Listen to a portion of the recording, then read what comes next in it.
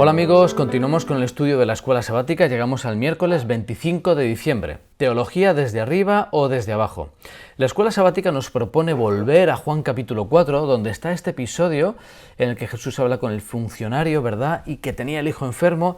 Y lo que ocurre allí en esa conversación es que el funcionario, el padre, se había hecho una composición mental de, bueno, si no cura a mi hijo, no creeré en él, ¿eh? Y ahí es cuando se produce ese diálogo de Jesús de si no viereis milagros, etcétera, no creeréis. Bienaventurados aquellos que creyeron sin ver, ¿no? Es curioso porque la escuela sabática plantea como un diferente paradigma, la teología desde abajo o teología desde arriba. La teología desde abajo de alguna forma se acerca a la Biblia con normas, con preconceptos, con ideas y dice, si no ocurre tal, no la acepto, ¿verdad? Como en juicio.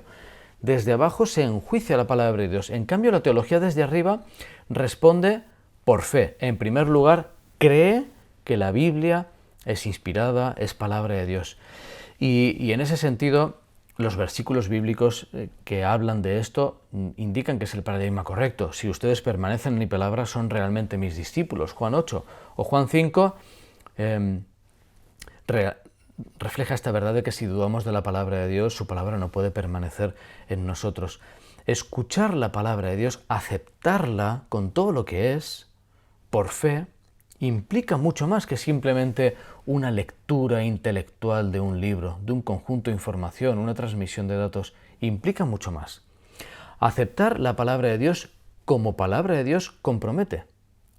No puede alguien leer la palabra de Dios creyendo que es la palabra de Dios y quedar indiferente. De ahí el matiz que es tremendo, es un cambio de paradigma. Si yo creo que la palabra de Dios es palabra de Dios y pongo en práctica lo que la palabra de Dios me dice, estoy realizando el propósito último de la Biblia. Como dice ahí en Juan 14, el que me ama guardará mi palabra, y mi Padre lo amará, y vendremos a él y habitaremos en él. Así pues, una teología que parte desde el razonamiento humano acercándose a la Biblia no hace justicia a lo que la Biblia representa.